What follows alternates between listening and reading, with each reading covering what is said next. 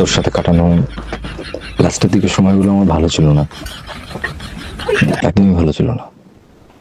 কিন্তু আজকে আমি বুঝতে পারি যে তোকে না পেয়ে অ্যাকচুয়ালি তোর সাথে আমার ভালোবাসাটা অমর হয়ে গেছে। ফের কন্ট্রোভার্সিতে গৌরব তপাদার, মানে যিনি এই প্রেত কথা সিরিজের অন্যতম স্রষ্টা যাকে বলে, যার চ্যানেলে কয়েক লক্ষ মিলিয়ন ভিউয়ার্স রয়েছে, সাবস্ক্রাইবার রয়েছে, ফেসবুক ইউটিউব সব জায়গাতেই গৌরব তপাদার মানে প্রেত কথা।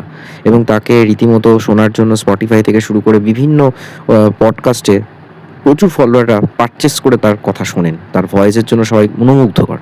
সেই গৌরব তপাদার বিভিন্ন সময় দেখা যায় যে সম্পর্ক নিয়ে লাভগুরুর মতো বিভিন্ন টিপস দেন, কী করে সম্পর্ক মেনটেন করতে হয়, টক্সিক রিলেশন থেকে বেরিয়ে আসাটার দরকার আছে, কী করে জীবনে উন্নতি করতে হয়, শুধুমাত্র সম্পর্ক নয়, আরও নানা রকমের পজিটিভ ভাইবস নিয়ে একটা এনথুসিয়াস্টিক একটা যাকে বলে এনার্জেটিক ভাষণ দিয়ে থাকেন এই গৌরব তপাদার, যার জীবনে প্রচুর কন্ট্রোভার্সি, যিনি লাভ রিলেশনকে মেনটেন করার জন্য অনেক সততার পথ বা কী কী করা উচিত সেগুলো তার পডকাস্টে বললো। ব্যক্তিগত জীবনে তিনি কী কী করেছেন কম বেশি সবাই জানেন, যে তার অনেকগুলো প্রেম, তারপর হঠাৎ করেই এই প্রিয়াঙ্কাকে বিয়ে করা। যাই হোক, আমি সেগুলো নিয়ে আর কিছু যাচ্ছি না, এই নিয়ে অনেক কন্ট্রোভার্সি আছে। নতুন করে তার স্ত্রীর বেবি শর হওয়ার পর, অর্থাৎ স্বাদ হয়ে যাওয়ার পর হঠাৎ করেই আমার একটা মেসেজ কোত্থেকে ভাইরাল হয়ে গেছে এবং সেটা নিয়ে প্রচুর হইচই পড়ে গেছে, যেটা নিয়ে কম বেশি সবাই শুরু করেছেন যে এটা কি পাবলিসিটি স্টান্ট, নাকি তার এক্স গার্লফ্রেন্ডকে হঠাৎ করে মনে পড়লো যেহেতু তার ওয়াইফ এখন প্রেগনেন্ট। কেন ভাই, কি হলো হঠাৎ করে? তার পুরনো প্রেম কি আবার নতুন করে চাগার দিয়ে উঠলো নাকি?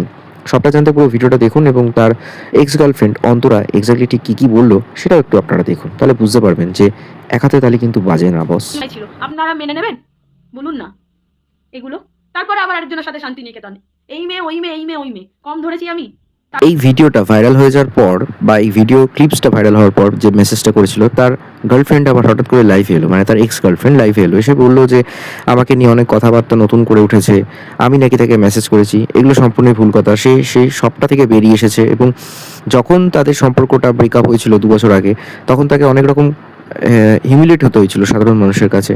কেন, সে তো সোশ্যাল বা মিডিয়া বা ইউটিউবার নয়, তাই কী করে হ্যান্ডেল করতে সেটা সে জানে না। অন্তরা আরও অনেক কথা বলেছে, এটাও বলেছে যে তাদের 5 বছরের সম্পর্ক ছিল, কীভাবে ডিচ করেছে গৌরব তপাদারের যে বহু মেয়ের সাথে সম্পর্ক ছিল সেগুলো বলেছে।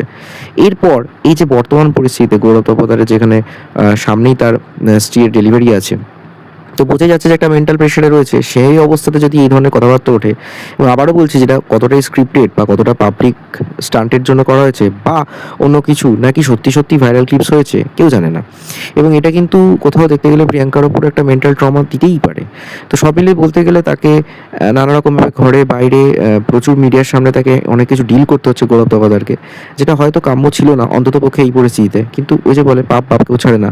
আর গৌরব তপাদার যদি সত্যি একটা মেয়ের ইমোশনকে নিয়ে খেলিয়ে তাকে চোখের জল ফেলিয়ে যদি কষ্ট দিয়ে থাকে, তাহলে তার ফল তো ভোগ করতে হবে, এরকম ক্রুশিয়াল টাইমেই ভোগ করতে হবে।